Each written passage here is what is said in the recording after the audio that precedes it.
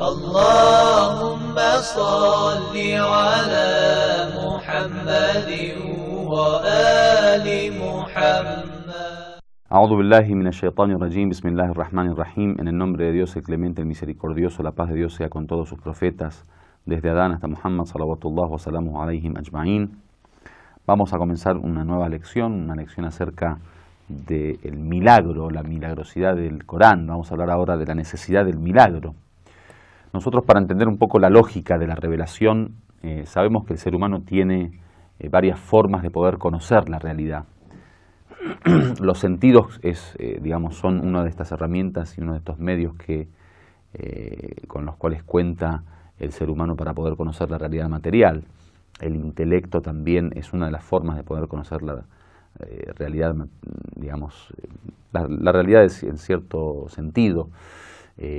La historia y la tradición también de alguna manera nos transmite muchos de los hechos, los sucesos que ocurrieron a través del tiempo, por lo que tenemos acceso también a un conocimiento del pasado. Y hay muchos métodos que utiliza el hombre de alguna manera para poder conocer la realidad. Sin embargo, existen dimensiones de la realidad que no tiene un acceso simple o fácil, digamos, y por lo cual tanto los sentidos como el intelecto están limitados para llegar a ellos. Todo lo que tenga que ver con el mundo del oculto, por ejemplo, todo lo que tenga que ver con el mundo después de la muerte, con lo que tenga que ver con el paraíso y el infierno, el día del juicio final, el retorno, la resurrección, todo lo que tenga que ver con el mundo invisible, el mundo de los ángeles, el mundo de los genios, todo lo que tenga que ver con el ser de Dios, aquello que no podemos conocer porque somos limitados, en fin.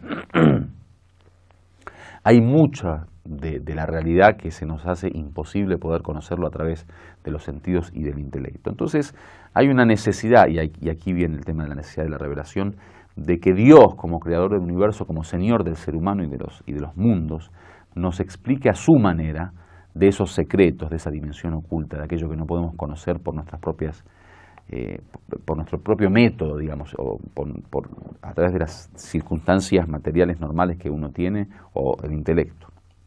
Entonces, ahí está la necesidad de la revelación. Dios debe revelar, de alguna manera, esos secretos y ese mundo oculto y eso que no podemos tener acceso de una forma fácil. Ahora, esta revelación, como es especial y viene directamente de Dios y tiene que ser un mensaje directo de Dios a los seres humanos, es imposible que se dé con todos los seres humanos, ya que cada uno de alguna manera tiene su propio recipiente y no todos están preparados para recibir ese mensaje de Dios de forma directa. Entonces Dios elige a algunos hombres, que es lo que nosotros llamamos profetas, enviados o mensajeros de Dios, como para ser intermediarios entre la palabra de Dios y los mismos seres humanos que se le comunicará después la palabra de Dios. Obviamente, como esta cuestión de la revelación es una cuestión muy compleja, la gente no tiene acceso a esto que ocurre cuando se le revela, la palabra de Dios al profeta o a los profetas. Entonces, es necesario que la gente pueda tener una prueba de que estos hombres, estos mensajeros de Dios, son de alguna manera elegidos por Dios para ser receptores de ese mensaje. Por lo tanto, hay una necesidad acá, ya antes hablamos de la necesidad de la revelación, ahora hablamos de la necesidad del milagro. Hay una necesidad de un milagro, que es algo que puede hacer el profeta, algo fuera de lo común, fuera de los límites que nosotros manejamos como la naturaleza, digamos, por lo menos en nuestra época, y algo que sirva como una carta, digamos, de confianza, digamos, del profeta, o sea, una carta en su mano que pueda permitirle tener credibilidad y realmente hacer creer no hacer creer, digamos, que sirva para que la gente crea que realmente el profeta es un enviado de Dios. Entonces, el milagro es la prueba de la profecía, ¿no? La prueba de esta embajada divina que Dios permite para que justamente su mensaje llegue a los seres humanos. Entonces, estuvimos hablando de la filosofía de la revelación y de la necesidad de la revelación, estuvimos hablando de la necesidad del milagro y de las cualidades del milagro. Ahora, el milagro en sí, generalmente se lo define como una cuestión, un acto, una acción que hace el profeta o el enviado, el mensajero de Dios, que está fuera de lo común. No decimos que es, contrario a la naturaleza o contrario a las leyes racionales o intelectuales, sino que fuera de lo común, o sea, es algo que no se puede hacer normalmente, aunque tenga sus causas naturales y su motivo lógico de ocurrir, digamos, dentro de las leyes de Dios. Al fin y al cabo eso no está fuera de la ley de Dios. Lo que pasa es que hay leyes que son ocultas o que no hemos descubierto aún, pero que el profeta, por su acceso al cielo, a Dios, sí tiene la posibilidad de utilizarlas. Entonces es algo fuera de lo común. Generalmente es algo que no se puede aprender. El milagro no es algo que uno dice, bueno, si me pongo un tiempo, por ejemplo, a practicarlo o a tratar de hacerlo, lo puedo hacer. No, es algo que viene directamente de Dios. Es algo que de alguna manera no tiene ningún factor más que el factor divino, o sea, no se puede conseguir con otros factores. No hay forma de salir a buscar algo que me dé como resultado un milagro. O sea, el milagro es sí o sí de Dios.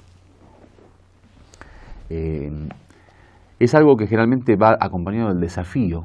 O sea, el profeta cuando hace un milagro generalmente dice, bueno, ustedes también háganlo. O sea, desafía a la comunidad como diciendo, si no me creen, a los creyentes que, bueno, creen obviamente, pero los que no le creen, dice, bueno, si usted no me cree, haga lo mismo que yo hago.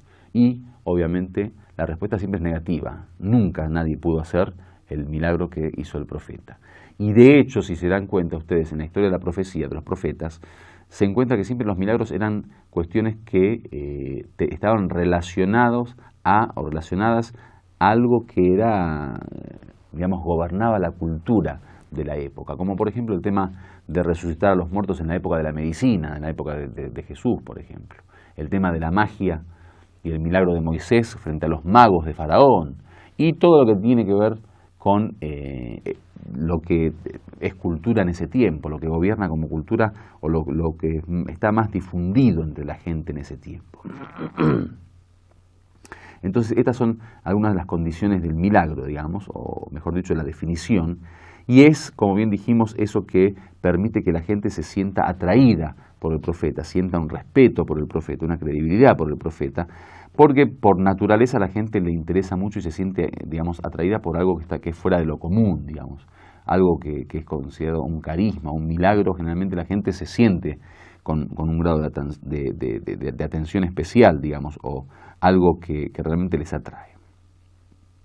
Al mismo tiempo sienten que están imposibilitados, digamos, de poder hacerlo. Entonces, todo eso se junta, ¿no?